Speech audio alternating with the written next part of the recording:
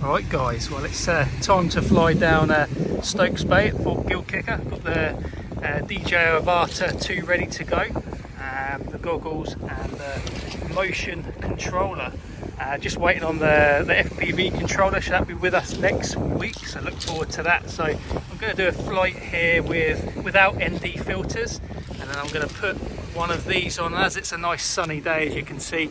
I'm going to go for the ND filter number 16. So I'll do a little bit of footage without them, and then some footage side by side, unedited, uncolour graded. We'll see the difference between the two.